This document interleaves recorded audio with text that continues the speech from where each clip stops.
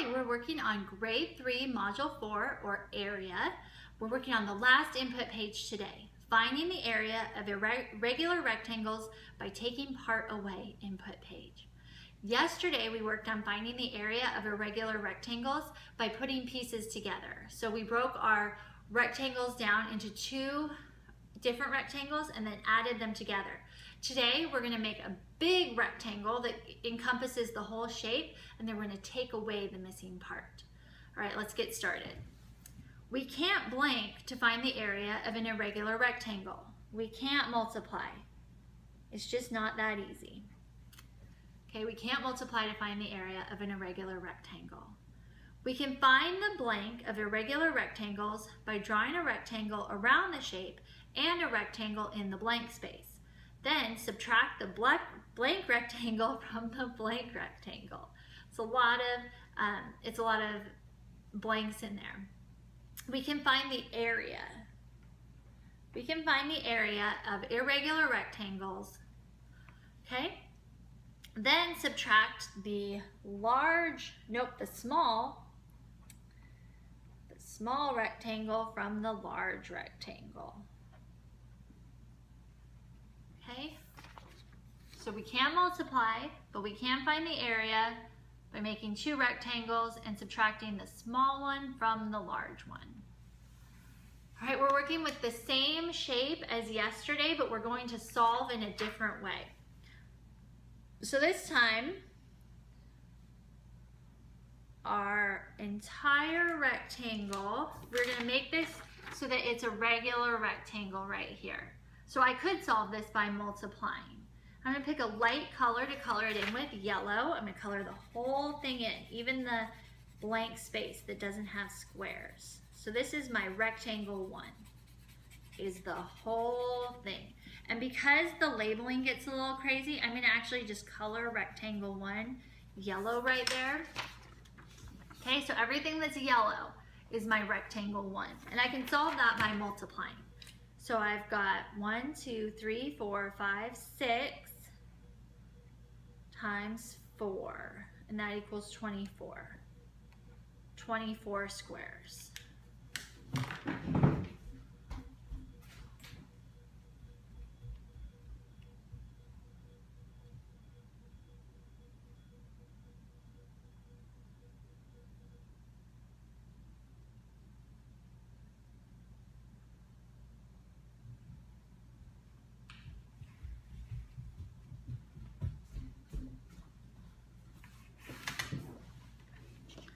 Okay, now I'm going to take another color and color over the part that didn't have squares, and I'll show you in just a minute.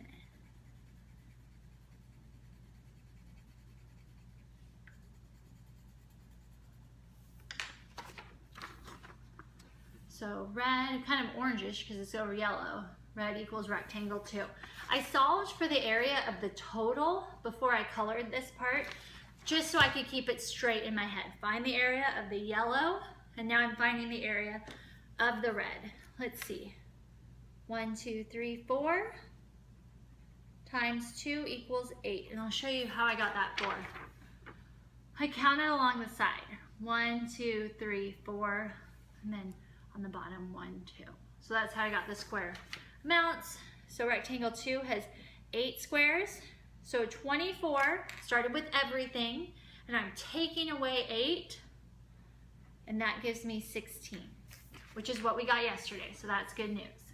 Okay, find everything, take away a piece, and you're left with just this part.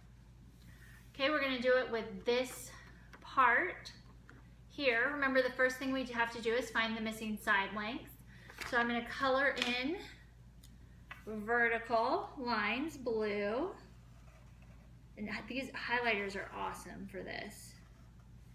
Okay, so to find the missing side length, I highlight all the vertical parts because they're all going the same direction. All the way from here to here, the total side length is 6. I know that this one part is 2, so this part has to add to 2 to equal 6, and that would be 4. Okay, so I found that. Now I need to find my horizontal missing length. So I'm going to highlight it in a different color. So I've got 2 and 2, so these 2 parts. Now I've got the whole, so 2 plus 2 equals 4. Okay, so I've got my missing side lengths, which is always step number 1.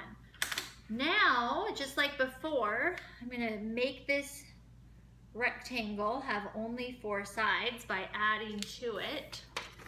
So I just extended the line out here. So now I have just a giant rectangle, and that is my rectangle 1.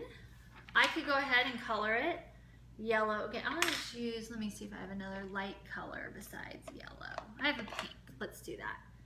Okay, so I'm gonna color everything pink.